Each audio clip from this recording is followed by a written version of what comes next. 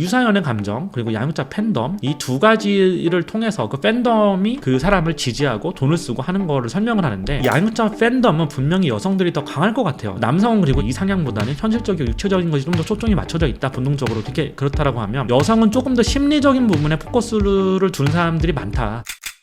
일단은 제가 이제 블로그에다 포스팅을 했는데, 오늘 K-POP 상업적 진화, 남자 아이돌과 여자 아이돌 팬층의 차이라고 하는 주제를 잡았어요. 첫 번째로 이걸 잘 모르시는 분들도 있기 때문에 설명을 하자면, 총공이라는 표현을 전 이번에 새로 배웠어요. 총공이 총공격이 준말이라고 하더라고요. 자신이 미는 아이돌이 잘 되게 하기 위해서 열정을 모아서 목표 지향적인 집단 행동을 하는 걸 총공이라고 한대요. 음원 총공, 투표 총공, 문구 총공, 별별 총공이 다 있어요. 굉장히 잘 정리가 돼 있는데 이걸 좀 보시면 될 것 같고요. 이게 제가 읽으면 읽을수록 우선 넘길 수 없는 부분이구나 하는 걸 많이 깨달았는데, 연예인 팬클럽이 자신이 지지하는 아이돌 그룹 잘 되게 하기 위해 집단 행동을 하잖아요. 집단 행동을 하는 건 오래전부터 있어 왔는데, 최근에 트렌드는 실제 아이돌 팬클럽에서 하는 총공의 행태들을 보니까 거의 정당 정치 조직 같다라는 생각이 좀 많이 들었었어요. 정당이 선거에서 이기기 위해서 하는 행동들 있잖아요. 사람들을 모으고 조직화된 댓글 부대를 운영하고 조회수나 클릭률을 올리기 위해서 수십 개 수백 개 아이디를 만들어가지고 댓글 부대, 여론 조작 부대를 다 운영을 해왔었잖아요. 그런 것들을 하는 조직 같다라는 생각이 좀 많이 들었고요. 총공이라고 하는 개념을 봤을 때 정치 조직과 비슷하네라고 생각을 했는데, 역시나 실제로 그렇다고 합니다. 굉장히 조직적으로 운영이 되고, 그 아이돌들의 팬클럽들은 사무총장이 있고 회장이 있고 부회장이 있고 이런 식으로 간부들 조직만 해도 되게 많은 체계적으로 관리하는 그런 시스템으로 되어 있다고 합니다. 그래서 이 총공을 하는 세력이 플레이리스트를 짜가지고 어떻게 돌려야지, 순위를 어떻게 올리고 차트를 어떻게 줄세우기 하는지 등 그런 것들 실시간으로 대응을 한다고 합니다. 전략 회의도 하고, 전략을 밑으로 하달을 하고, 밑으로 하달 받은 사람들이 또 밑에 조직에 하달을 하고, 이런 식으로 굉장히 빠르게 움직이고 있다고 해요. 빌보드 차트도 이런 식의 공략본이 존재해서 빌보드 차트가 순위 산정법을 바꾸기도 했다라고 해요. 차트 조작이라고 하죠. 차트의 공정성을 훼손한다고 봤기 때문에 K-POP 아티스트들을 견제하려고 이렇게 하는 거다라고 이제 K-POP 아티스트들의 팬덤 그렇게 주장을 했는데, 이거에 대해서는 읽어보시면 될 것 같고요. 팬클럽 회원들이 총공을 열심히 할수록, 물론 이게 엔터사의 매출하고 직결이 되잖아요. 팬덤이 되게 두텁고 극성일수록 엔터사의 매출이 올라가게 되겠죠, 당연히. 그리고 엔터사의 팬들은 더 열심히 활동하기 위해 더 좋은 콘서트 자리라든가 팬사인회, 음악 프로그램 같은 방청객 응모 같은 거, 흔치 않은 기회라고 하죠. 이걸 레어 기회라고 하죠. 레어템을 얻기 위해서 엄청 열심히 활동할 수밖에 없는 구조를 만드는 게 엔터사에서 여태까지 해왔다는 일이라고 합니다. 한 명의 극성 팬이 라이트 한 팬 100명 이상의 매출을 낸다고 해요. 나쁘게 보면 이 극성 팬들을 최대한 쥐어짜기 위해서 그들에게도 어떤 순위를 부여하고, 레어템의 어떤 기회들을 굉장히 비싸게 만들고, 여기까지 다가서기 위해서 팬들 입장에서는 팬사인회 가서 연예인 얼굴 한번 보고 소리 지르고 대화도 한번 나눠보고, 오빠 사랑해요 이런 거 한번 해보는 게 영광 같은 거잖아요. 그리고 자기가 그토록 바래왔던 그 사람을 직접 보는 기회가 많지 않잖아요, 가까이서. 근데 이런데 참여할 수 있는 게 아무나 못한다라고 하더라고요. 이걸 참여하려면 앨범을 엄청나게 많이 사야 된다든가, 돈질을 해야 이걸 할 수 있게끔, 돈질을 해야 이거의 확률을 높일 수 있게끔 해놓은 거예요. 그러니까 어떻게 보면 NC소프트가 계속 욕먹는 이유가, NC소프트에서 만든 유명한 리니지라는 게임에서 돈질을 엄청 해야 되잖아요. 넥슨도 돈슨이다라고 사람들이 막 비판했던 이유가, 돈질을 해야 뭔가 게임에서 뭘 할 수 있는 구조를 그렇게 만들어 놓는 거잖아요. 그 구조를 한번 만들어 놓으면 결국 거기서 인정받기 위해서 계속해서 돈을 써야 되고 그렇다라고 하는 거죠. 콘서트의 좋은 자리라든가 팬사인회, 음악 프로그램 방청객 이런 것들을 앨범 100장, 80장 이런 식으로 현질을 많이 해야 들어갈 수 있게끔 그렇게 만드는 거죠, 구조적으로. 그렇게 해서 팬덤들끼리 경쟁하게 만들고 이런 어떤 구조를 만들고 있다라고 하는 거죠. 우리나라 게임 산업하고 굉장히 비슷하다라고 생각을 했는데, 이걸 보시면 앨범 100장 사도 팬사인회 못 가는데 꿀정보 팬사켓 실체 이렇게 해가지고 팬들은 당첨 확률을 조금이라도 높이기 위해 음반을 많이 살 수밖에 없다라고 얘기를 하고 있고요. 유튜브에는 아이즈원의 블룸아이즈 앨범을 100장 사고도 팬사인회에 탈락한 팬의 브이로그가 있다, 이런 얘기를 해요. 멤버들의 소고기 회식은 150만원보다 비싸게 주고 왔다. 근데 여기서 팬사켓이라고 하는 용어가 있다라고 합니다. 덧개 못, 덕후는 개를 못한다, 성공한 새우젓이라는 말이 있을 정도로 팬사인회 당첨 확률이 낮다. 팬들은 당첨 확률을 높이기 위해서 음반을 겁나 사는 거예요. 그렇게 해서 엔터사들은 엄청난 이익을 내왔죠. 그래서 연간 앨범 판매량이 2013년에는 826만 장이 팔렸는데 2021년에는 5,700만 장이 팔렸습니다. 어떻게 보면 앨범 판매량이라고 하는 거는 늘 수가 없는 구조인 거잖아요. 우리는 다 요즘에 스트리밍으로 음악을 듣거나 다른 방식으로 음악을 듣잖아요. 앨범 판매량이 이렇게 높을 수가 없는데, 어떻게 보면 이게 디지털 시대에 역행하는 거라고 전 이 지표를 보고 이거 처음에 뭐지 이랬어요. 어떻게 이렇게 많이 팔릴 수 있지? 5,700만 장이 팔린다고 한 해에. 그리고 지금은 6,000만 장이 넘는다라고 해요. 한 팬이 100장, 200장씩 사는 경우가 되게 많다라고 합니다. 팬들의 지갑을 이런 식으로 열고 있다. 총공과 K-POP의 상술, 남자 아이돌 그룹과 여자 아이돌 그룹의 팬덤 차이라고 하는 키워드를 좀 잡아봤어요. 돈 없는 상술이라는 비판들도 있고요. 있어요. 근데 아직까지 바뀌는 건 없고, 이런 방식이 남자 팬덤이 많은 여자 아이돌에게는 잘 안 먹힌다라고 하는데, 여자 팬이 많은 남자 아이돌에게는 잘 먹힌다라고 합니다. 남돌이 돈이 되고 여돌은 돈이 안 된다. 그게 정확하다고 해요. 여자 아이돌보다는 남자 아이돌이 극성 팬이 훨씬 많고 두터운 팬층이 많기 때문에 훨씬 돈을 많이 번다라고 합니다. 여러 가지 지표들을 찾아보니까 10년 동안 남자 아이돌 음반 판매량을 보면 여자 아이돌이 넘어서는 경우는 한 번도 없었어요. 그리고 유일하게 뭐 소녀시대가 좀 많이 팔긴 했는데, 대체적으로 보면 남자 아이돌이 팬덤이 훨씬 두텁다라는 걸 알 수 있었고, 음반 판매량이 여자 아이돌보다 훨씬 많다라고 하는 걸 알 수 있었어요. 근데 이게 남자 여자 할 거 없이 연예인을 되게 좋아하거나 추정하거나 이런 사람들은 많은데, 여자 팬덤 그룹에서 남자 아이돌을 추정하는 여자 팬덤이죠. 여자 팬덤 그룹에서 훨씬 유의미한 지표들이 있다고 합니다. 왜 남자 여자가 이렇게 차이가 날까라고 하는 그런 고민에서부터 이 컨텐츠를 좀 기획을 했습니다. 요거는 커뮤니티 글인데요. 블랙핑크가 뭐 150만 장, 에스파가 뭐 112만 이런 거 있잖아요. 역대 걸그룹 음반 초동 탑20 2023년 1월 22일 기준이래요. 역대 보이그룹 음반 초동 같은 기간에 BTS가 뭐 330만, 270만 단위가 다르죠. 위에서는 가장 많았던 게 110 몇십만이었는데, 남자 아이돌은 330만, 270만, 뭐 210만. 실제로 이 커뮤니티에 올라온 걸 말고 하이브나 JYP나 이런데, YG나 이런데 주요 엔터사들의 재미제표를 찾아보면 남자 아이돌이 압도적으로 많았습니다. 걸그룹보다 보이그룹의 극성팬 팬덤층이 더 두텁다라고 하는 이야기는 팩트인 것 같아요. 요 기사는 립스틱 짙게 바른 남자 아이돌, 그 뒤엔 양육자 팬덤이 있다라고 하는 기사예요. 양육자 팬덤이라는 말도 저도 이번에 배웠는데, 자신의 최고로 애정하는 사람에 아낌없이 돈을 쓰는 아이돌 팬덤 특유의 높은 충성도를 활용하기 때문이다 라고 얘기를 해요. 그리고 자신이 직접 스타를 후원한다는 이른바 양육자 팬덤, 내가 널 키워줄게 라고 하는 양육자 팬덤이 되게 트렌드라고 하고, 지금은 이게 굉장히 조직화되고 상업화되고 그런 사람들이 굉장히 더 많아졌다 라고 하는데, 좀 방점이 찍혀 있는 것 같아요. 그래서 남자 아이돌에게 이런 사람들이 훨씬 많다라고 하는 내용이고요. 엔터사들의 재미제표, 공개된 음반 판매량 등 여러 자료들을 찾아보면 남자 아이돌 음반 판매량을 여자 아이돌이 넘어설 수 없는데, 매출도 남자 아이돌이 훨씬 높습니다. 뭐 늘 그랬고요. 양육자 팬덤 트렌드를 우리는 어떻게 이해를 해야 될까? 제가 생각해보면 저도 10대 때 최고의 아이돌 스타는 잭스키스랑 H.O.T.였거든요. 당시에 SM 엔터테인먼트 기획사가 제가 살았던 동네에 있었어요. 그래가지고 당시에 H.O.T를 보러 온 여학생들 되게 쉽게 볼 수 있었는데, 제가 이 컨텐츠를 준비하면서 옛날 생각을 좀 해보니까, 기획사 앞에서 매일 밤을 새는 남자 10대 학생들은 거의 본 적이 없는데, H.O.T와 제키를 보기 위해서 기획사 앞에서 밤을 새면서 노숙하는 10대 여학생들은 정말 너무나 많이 봤거든요. 눈대중으로만 봐도 여자 아이돌을 따라다니는 남자 학생보다 남자 아이돌을 따라다니는 여자 학생이 압도적으로 많다라고 하는 거는 상식적으로 알 수 있는 부분인 것 같아요. 남자 여성의 이런 차이는 어디서 비롯되는 걸까라고 하는 게 저한테는 굉장히 흥미로운 주제였습니다. 남자 아이돌을 추정하는 여자들은 그렇게 노숙하고 이런 사람들이 많은데, 남자들은 그런 경우를 저는 거의 본 적이 없거든요. 물론 남자들 중에 일부는 되게 여자 아이돌에 빠져가지고 그러신 분들 계시겠지만, 비율적으로 봤을 때 남자보다 여자가 훨씬 많거든요. 그런 분들은 왜 그럴까요? 이거를 좀 해석하기 전에 하나 더, 제가 이거를 서칭을 하다가 유튜브에서 알고리즘에 걸려서 굉장히 재밌는 걸 봤는데, 일본 호스트바의 선정적인 문화를 다룬 일본 프로그램을 봤어요. 남자 접대부가 나오는 일본 호스트바의 운영 원리는 여자 접대부가 나오는 룸사롱하고는 완전히 다르다고 합니다. 가장 많이 다른 점은 양육자 팬덤이라는 개념하고도 연결이 되는데, 일본 호스트바에서 지명이 많은 호스트들은 늘 순위 싸움이 있다라고 해요. 되게 잘 나가는 1등 호스트가 있고 1등부터 몇십 등까지 있겠죠. 이 남자 접대부를 찾는 돈 많은 여성들이 자신이 지지하는 남성 접대부가 해당 가게 또는 지역에서 순위를 올려주기 위해서 고군분투를 해요. 그 남성의 순위를 올려주기 위해서 돈을 놓고 가고 매출을 그냥 올려주고 가버립니다. 물론 그것도 최종적으로는 이 남자의 섹슈얼리티를 사기 위해서 하는 행동이다, 최종적으로는 그거다라고 주장할 수는 있지만, 어쨌든 그런 사람들이 여자가 훨씬 많다라고 해요. 재밌는 게, 여성 접대부를 찾는 남성들은 제 생각에는 그 순간의 욕망이죠. 남성들은 여성 접대부가 있는 가게에 가서 그 여성을 그 가게의 넘버원으로 만들어주기 위해서 아무것도 안 하고 일부러 매출을 올려주는 건 상상하기가 쉽지가 않잖아요. 여성 고객과는 다르게 독점하려는 성향도 좀 강하고, 근데 좀 이건 일반화의 오류가 있다고 생각해요. 이거를 좀 수치화하고 통계하기 쉽지 않잖아요. 너무 음성화되어 있는 영역이기 때문에 카드 매출도 거의 없는 영역이고 다 현금으로 결제하고 이런 게 좀 많잖아요. 이 부분을 수치화하고 통계화하는 건 좀 어렵지만, 빅데이터라고 해야 되나요? 일반의 오류를 안고 이런 가능성도 있다라고 생각을 해요. 일본의 사례를 봤을 때 여성들이 많이 가는 호스트바와 남성들이 많이 가는 그런 룸사롱 비슷한 그런 데와 큰 차이가 여성들이 가진 모성애와 육아의 감정이 투영된 게 아닐까라고 하는 그런 생각이 좀 들었어요. 이게 굉장히 독특한 것 같아요. K-팝하고 연결하기에는 너무 좀 저급하다라고 뭐 생각하실 분도 계실 텐데, 저는 여성들이 갖는 그 감정, 그리고 K-팝에서 남성 팬과 여성 팬의 어떤 차이, 호스트바와 룸사롱과 어떤 그 차이, 그 분명한 차이가 여성들이 가지고 있는 모성애 또는 그와 비슷한 육아의 감정이 투영된 게 아닐까라고 생각을 합니다. 또 다른 측면은 유사 연애 감정을 느낀 여성들이 더 많다라고 합니다. 남성들 같은 경우는 순간적 욕망을 충족시키는 사람들이 더 많다, 비율적으로 한다라고 하면, 여성들 같은 경우는 유사 연애 감정을 가진 사람이 더 많다라고 해요. 남성들 저 멀리 있는 뉴진스 같은 걸그룹보다는 눈앞에 있는 여자친구가 더 낫다라고 생각하는 경향이 있습니다. 당장 내 눈앞에서 신체로 존재하는 여자친구가 있을 때 그 여자친구한테 더 몰입하는 경향이 있다라고 하면, 남성은 그리고 이상향보다는 현실적이고 육체적인 걸 것이 좀 더 초점이 맞춰져 있다, 본능적으로